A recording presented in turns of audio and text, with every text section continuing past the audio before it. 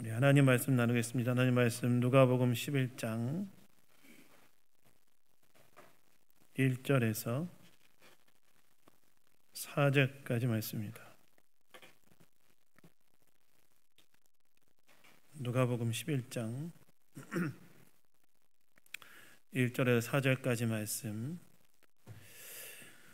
우리 다 찾으셨으면 우리 한 목소리로 4절밖에 안 되고 벌써 네 번째니까요. 우리 한 목소리로 합독해서 한번 읽어보도록 하겠습니다. 읽겠습니다. 시작.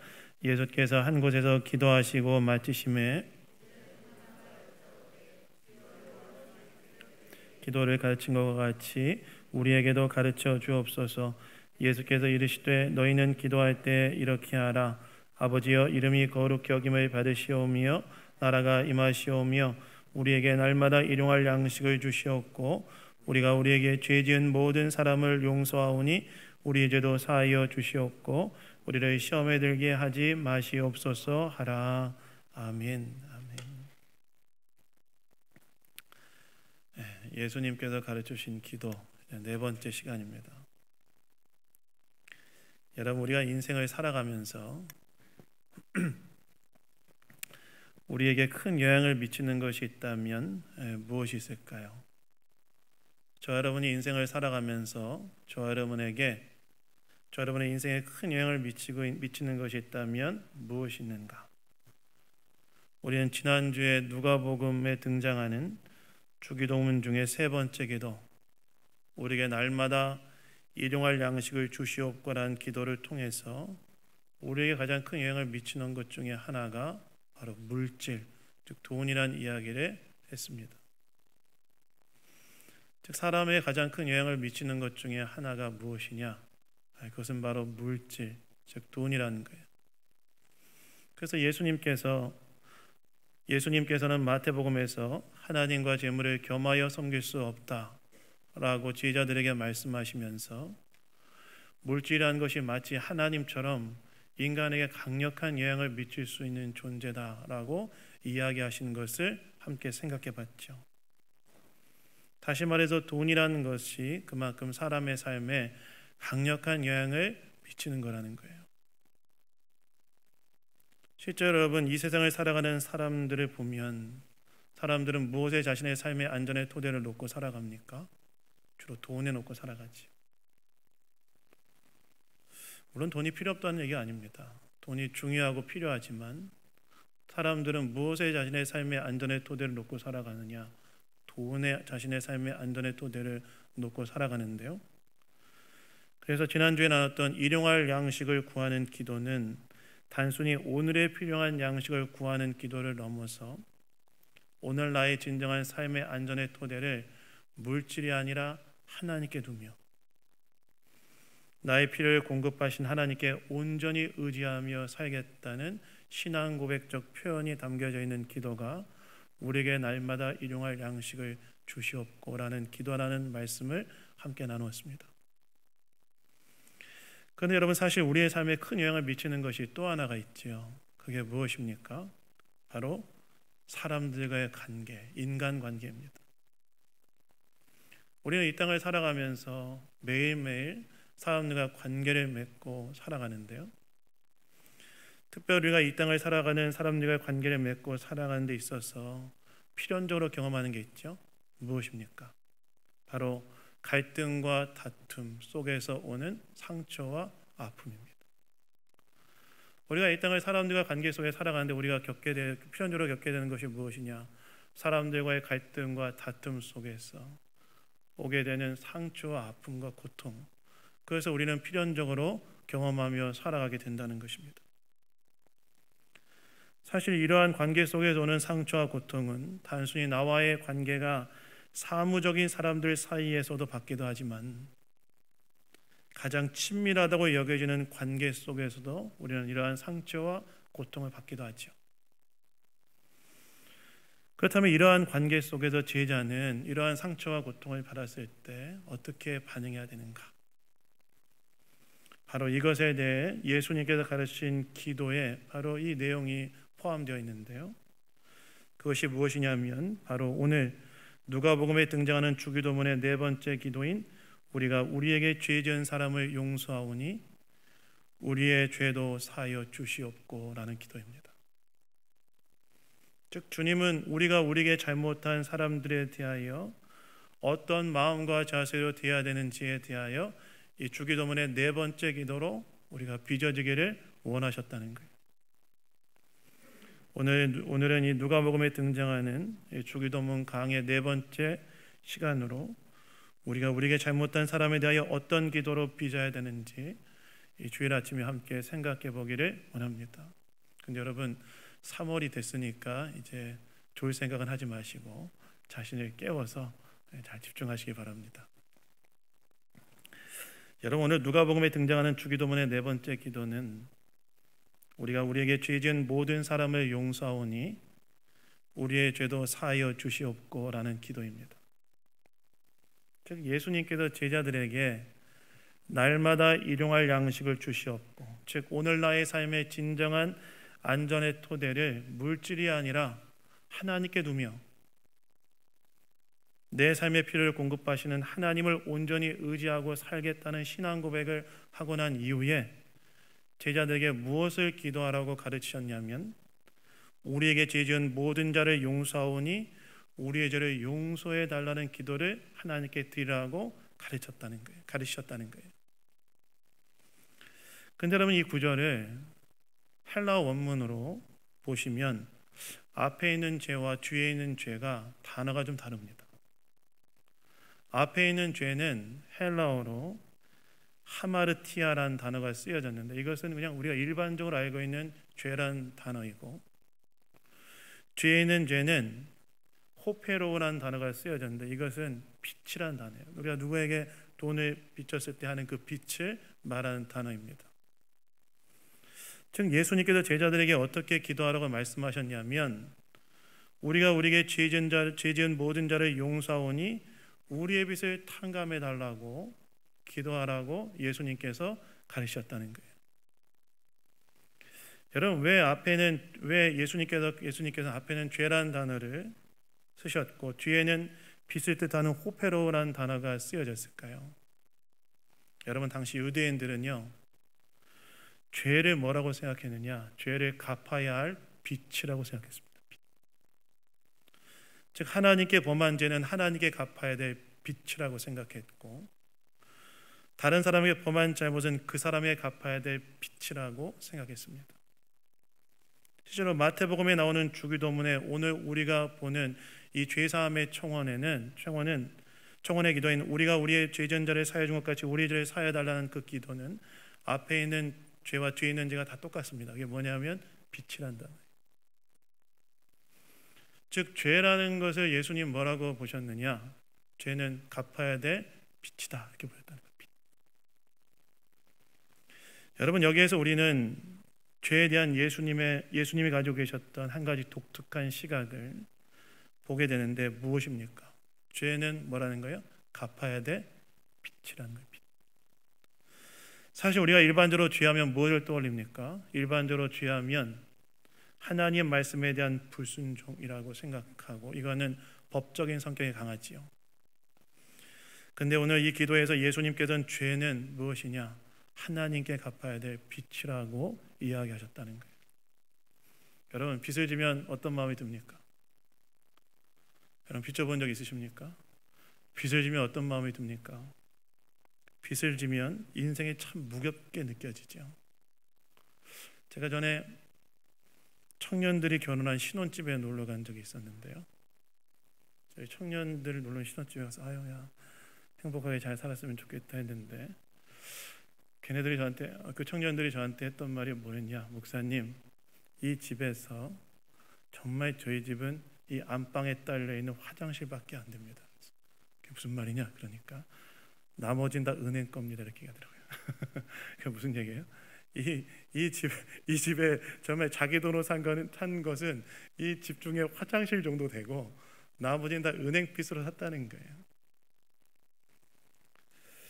근데 여러분 이렇게 빚을 지면 어떻습니까? 무겁지요. 원금과 이자를 갚아야 될 뿐만이 아니라 빚을 지면 그 빚에 대한 책임을 져야 되기 때문에 빚이라는 것은 우리를 무겁게 합니다. 즉 죄를 지은 자는 죄에 대한 빚을 갚아야 되는 부채감을 갖고 살아가는 자다. 예수님이 그렇게 말씀하셨다는 거예요. 이것이 왜 중요하냐? 죄가 빚이라는 것을 인식할 때 이 빚을 탕감받는 것의 중요성을 우리가 감지할 수 있기 때문에 이걸 깨닫는 게 중요한 거예요. 그래서 이거는 뒤에서 조금 더 구체적으로 살펴볼 텐데요. 어쨌든 예수님께서 제자들에게 우리가 우리에게 죄 지은 모든 자를 용서하오니 우리의 죄로 인한 빚을 탕감해 달라고 기도하라고 제자들에게 가르치셨다는 거예요. 근데 여러분, 이 기도, 이 4절에 나오는 이 기도를 잘 보시면 한 가지 우리의 마음을 불편하게 만드는 게 있습니다. 뭐가 불편합니까? 우리가 하나님께 죄 사함을 받는 근거가 마치 우리가 우리에게 잘못한 사람을 용서한 것에 근거한 것처럼 보인다는 거예요. 4절 한번 다시 한번 읽어봅시다.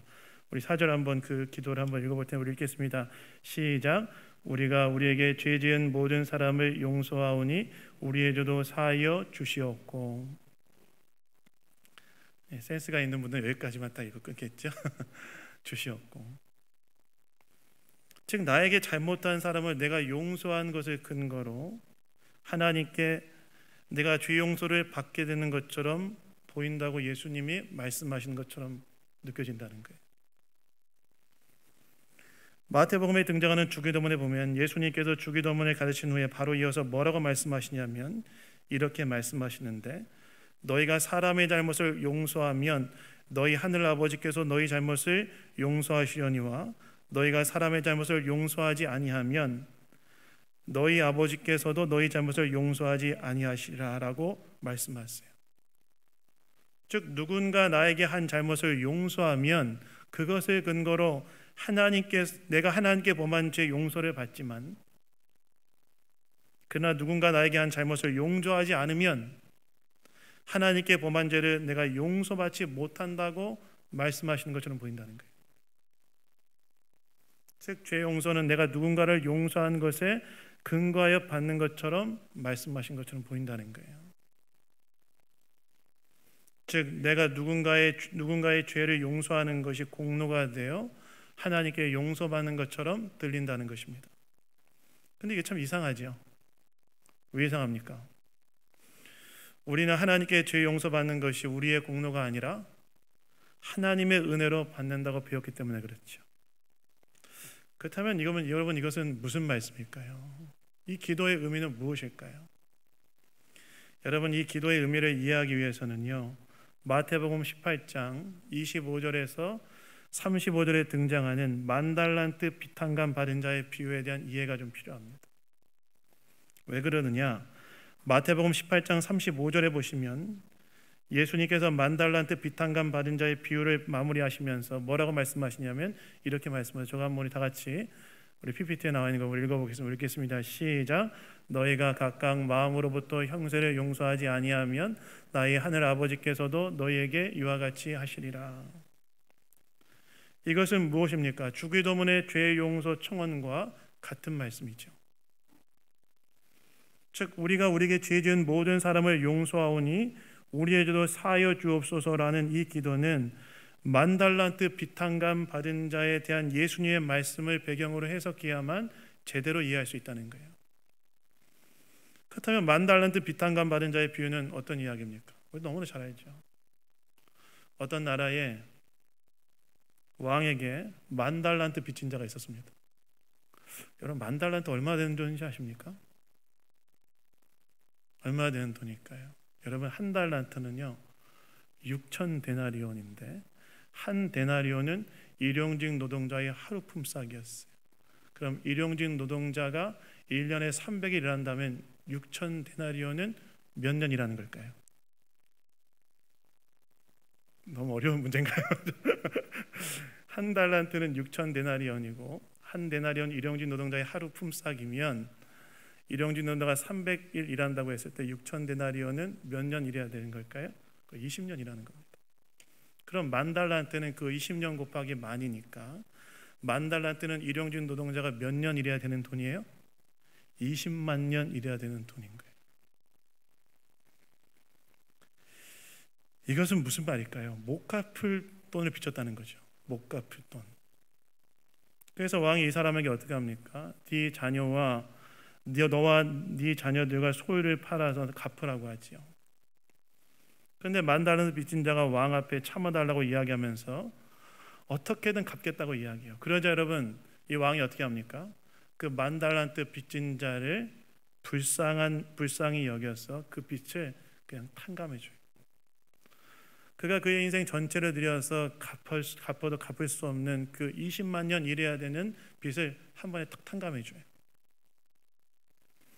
그 다음에 어떻게 됩니까? 10,000달란트 빚탕감 받은 자가 나가서 자기에게 100데나리온 빚진 자를 만나죠.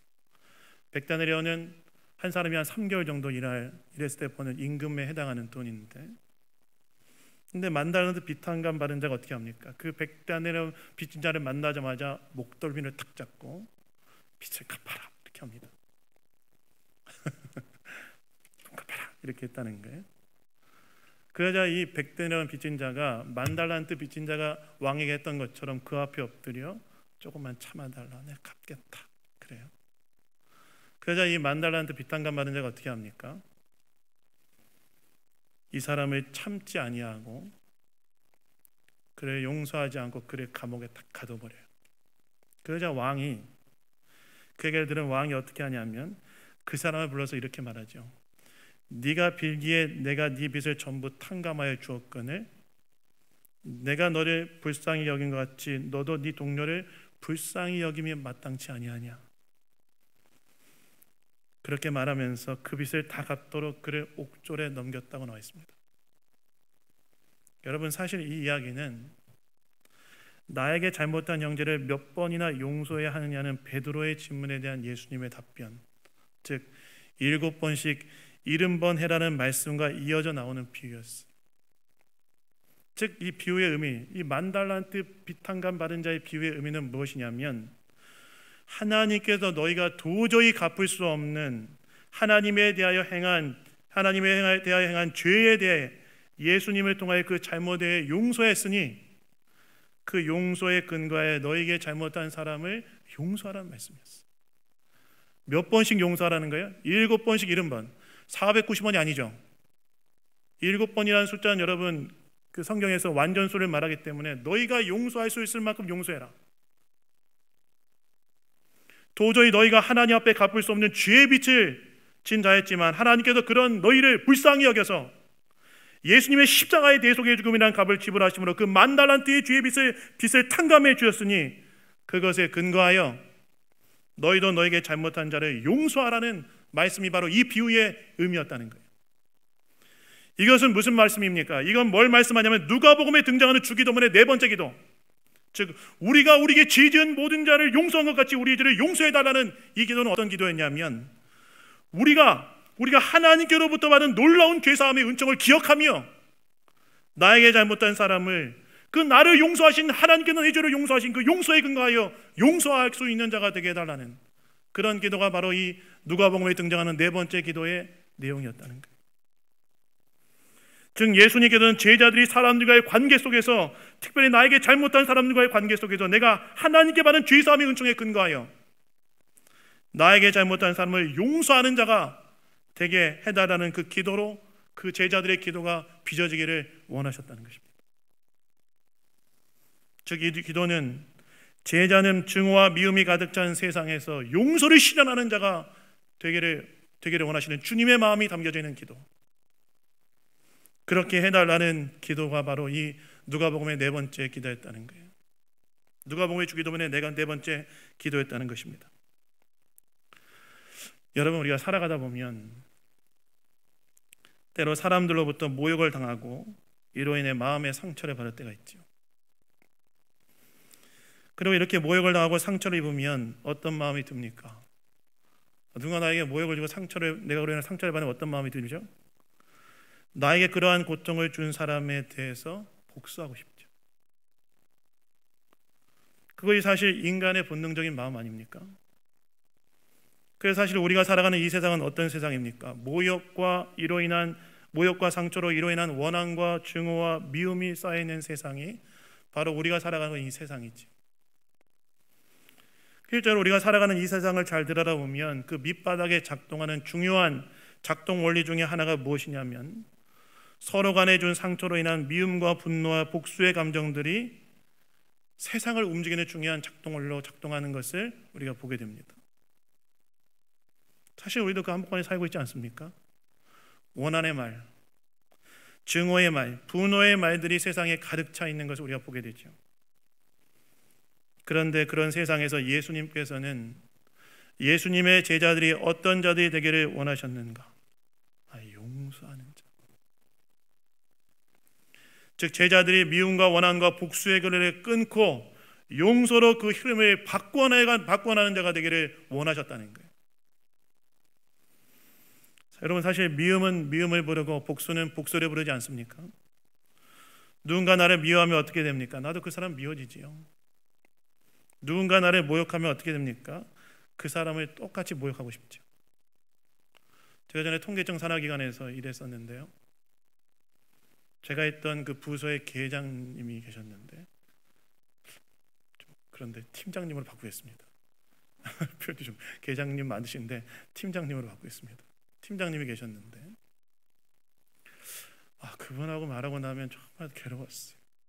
여러분, 제 옛날 시골 살 때 할머니 댁에 아궁이가 있었는데요, 아궁이에 그 불을 다 끄고 나면 그 재를 끄집어내는 꼬챙이, 부지개 같은 게 있었어요. 그래서 저희 할머니 집에는 이렇게 쇠로 되어 있었는데 쇠 끝이 이렇게 구부러져 있어서 아궁이를 이렇게 태워서 탁 끄집어내는 걸 했는데, 그분하고 이야기를 하고 나면 어떤 마음이 드냐, 그 꼬챙이로 제 마음을 탁 꽂아가지고 헤집어 놓고 그 싹싹 긁어내는 것 같은 그런 느낌을 제가 받았어요. 그래서 그분이 부르면 오늘 또 무슨 얘기를 할까. 그러고 난 다음에 제가 뭐 했느냐, 옥상으로 올라가서 기도했어요. 하나님, 제가 저 사람도 사랑해야 되니까 기도했어요. 무슨 말이죠? 미움은 더 큰 미움으로, 증오는 더 큰 증오로 커져가는 것이 미움과 증오라는 거예요. 그런데 이것을 용서로 끊어내는 자가 바로 제자가 되기를 주님 원하셨고, 이 기도로 그것을 빚어가길 원하셨다는 거예요. 왜 그렇습니까? 그래야 세상에 하나님의 샬롬, 하나님의 평안이 임하기 때문에 그래요. 근데 여러분, 이렇게 용서하는 거 쉽습니까? 용서하는 거 어렵죠. 사실 우리가 받은 모욕의 정도가 클수록 우리는 용서하기가 어렵습니다. 그래서 예수님께서는 우리가 용서할 수 있는 근거를 마련해 주셨는데, 그게 뭐라는 거예요? 우리가 하나님께로부터 받은 큰 죄사함의 은총을 받은 것을 근거로, 내가 예수님을 통하여 하나님께로부터 받은 큰 죄사함의 은총을 받은 것을 근거로, 10,000달란트 빚진 자였는데 내가 하나님 앞에 도저히 내 힘으로 해결할 수 없는 이 죄의 문제를 예수 그리스도의 십자가의 대속의 죽음을 통하여 10,000달란트 빚한감 받은 것을 근거로 나에게 100데나리온 빚진 자, 그들의 죄를 용서하도록 하게 하는 근거를 마련하시고 그것을 가지고 용서라고 이야기하셨다는 거예요. 사실 우리는 어떤 사람들이었습니까? 하나님 앞에 범죄함을 하나님과의 원수된 자들이 바로 저와 여러분 아니었습니까? 즉 우리가 하나님 앞에 범한 죄에 대한 빚을 갚아야 되는 사람들이었다는 거예요.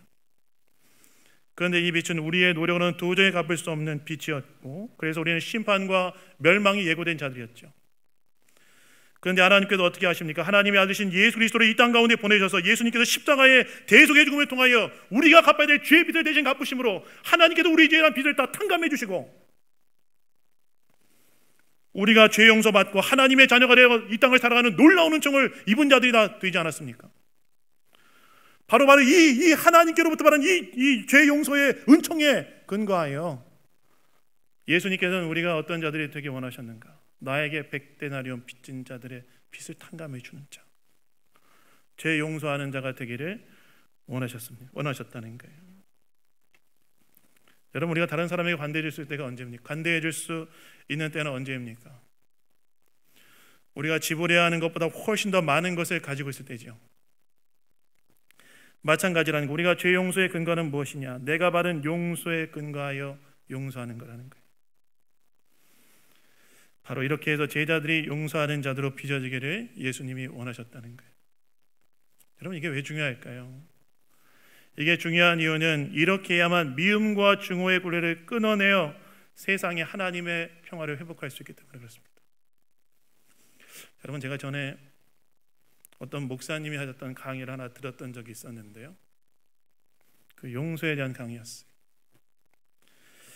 이분이 강의 중에 한국 정전 당시에 용서와 화해에 대한 귀감이 될 만한 교회에 대한 이야기를 하셨는데, 여러분, 한국 전쟁 당시에 가장 순교자를 많이 낸 교회 중에 하나가 뭐가 있냐면, 어떤 교회가 있냐면 전북 영광에 있는 염산교회라는 교회가 있어요. 이 교회는 한국 전쟁 당시에 무려 77명이라는 순교자를 냈는데, 근데 이 교회는 당시 염산교회는 3대 목회자였던 독립군이자 교육자 출신이었던 김방호 목사님이라는 분이 부임해 계셔서 목회하고 계셨대요. 이번 일제강점기에 신사참배도 하지 않아서 옥고도 치르시고 해방 후에 그래서 영광으로 오셔서 그 염산교회를 맡아 섬기셨는데, 근데 한국 전쟁이 발발하고 영광 지역까지 공산군이 탁 들어오게 돼요. 근데 인천 상륙 작전이 일어나면서 전세가 역전되자 공산군이 다시 북쪽으로 올라가는데, 북쪽으로 올라가면서 이 공산군과 좌익 세력들이 어떻게 하냐면 염산교회에 있었던 성도들 77명은 탁 죽이는 그런 일이 일어납니다. 그 김방원 목사님하고 그 사모님하고 아들 3명하고 조카들까지 싹 다 죽어요. 근데 이 김방원 목사님이 죽기 전에 자기 가족들에게 가족들 중에 먼저 돌아가시거든요. 근데 가족들에게 뭐라고 이야기하시냐면 이렇게 얘기하셔요. 가족들에게, 너희는 이들을 절대로 미워하지 말아라. 이들은 몰라서 그런 것이다. 바로 딱 돌아갔어요. 그리고 그 굉장히 많은 성경 그 이야기 들어오면 정말 끔찍하게 정말 성도들이 많이 죽어요. 77명이 한 번에 죽은 게 아니에요. 몇 개월에 걸쳐서 많이 죽습니다. 그리고 난 다음에 국군에 의해서 이 지역이 수복된 후에 어떤 일이 일어나냐면, 이 일에 가담했던 자들이나 협조했던 자들이 자기들이 죽인 자들의 형제, 가족, 친지들이 자신들에게 복수하지 않을까 두려워 벌벌 떨기 시작합니다. 그렇겠죠. 근데 이 김방원 목사님의 가족 중에 유일하게 살아남은 아들이 하나 있었는데, 그게 누구였냐면 둘째 아들이었던 김익 전도사님이라는 분이셨어요. 이분은 신학교 마치시고 섬에 이제 선교사를 가셨기 때문에 다행히 그 죽음을 피했어요. 그래서 이 상황을 수습해야 되니까, 성도들이 이 상황을 수습해야 되냐, 어떻게 하냐면 그 김방원 목사님의 둘째 아들 김익 전도사님을 염산교회 4대 목회자로 딱 모시는데, 그 전도사님이 오셔서 이제 이 문제를 수습해야 되지 않겠습니까? 이 문제를 수습하는데 뭐라고 성도들에게 이야기하냐면 이렇게 얘기합니다. 예수님께서는 원수도 사랑하셨습니다. 아버지는 돌아가시면서도 이 사람들을 미워하지 말라고 하였습니다. 나도 아버지와 어머니와 형제들과 조카들을 잃었지만 예수님의 말씀과 아버지의 유지를 따라 이 사람들 용서하기 원합니다. 우리 그들을 다 용서합시다. 그래요? 여러분, 이게 쉬웠겠습니까? 용서합시다. 그 성도들이 그 전사님이 이렇게 얘기하니까 그 말에 대해서 동의해요. 그리고 난 다음에 이 김익 전도사님이 염산교회 일에 가담했거나 협조했던 자들을 하나하나 찾아가서 어떻게 하냐면 그들에게 용서의 메시지를 전하고 그들에게 복음을 전합니다. 우리가 당신을 용서할 수 있는 것은 예수님 때문입니다. 예수 믿으십시오. 그래서 어떤 일이 일어나냐면 놀랍게도 그들이 다 자기의 죄를 눈물로 참회하고 용서를 구하며 예수를 영접하는 일이 일어나고 그들이 다 염산교회 나와서 하나님께 예배를 드리기 시작해요. 서로를 증오하고 미워하고 복수할 수 있었던 그들이 예수님 안에서 용서와 화해의 일이 일어났다는 거예요. 그리고 그 지역이 염산교회를 통해서 증오와 복수의 고리가 그때 탁 끊어져 버려요. 무슨 말입니까? 용서를 해야 하는 이유는 무엇이냐? 주님이 우리가 용서하기 원하셨던 이유는 무엇이냐? 용서할 때 거기에서부터 증오와 미움의 고리가 미움은 미움을 낳고 증오는 증오를 낳지만 용서할 때 거기에서 증오와 미움의 고리가 끊어져 버리기 때문에 예수님과 거기에 하나님의 샬롬이 임하기 때문에 하나님의 나라가 능력 가운데 임할 수 있기 때문에 주님께서는 제자들이 어떤 자들이 되기를 원했느냐? 제자들이 용서를 통하여 증오와 미움의 고리를 끊어내어 하나님의 샬롬을 임하게 하는 자들이 되기를 원하셨다는 거예요. 사실 여러분, 저와 여러분이 예수님을 따르는 제자로서 우리의 용서의 가장 큰 절정을 어디에서 받습니까? 저와 여러분이 예수 그리스도를 따르는 제자로서 용서의 가장 큰 절정을 어디서 받습니까? 예수 그리스도의 십자가에서 받죠. 예수님께서는 자기를 십자가에 못 박고 자기를 조롱하는 자들 향해 뭐라고 하나님께 기도하셨습니까? 자기를 십자가에 못 박고 자기를 조롱하는 자들에 대하여 하나님께 뭐라고 기도하시냐면 이렇게 기도하시죠. 아버지, 저들을 사하여 주옵소서. 저들이 하는 것을 알지 못하나이다. 원수 사랑의 절정이다. 용서의 극치를 바로 예수님 십자가에서 예수님께서 보여주셨다는 거예요. 바로 예수님께서 본을 보이신 것처럼 제자는 어떤 자여야 되는가?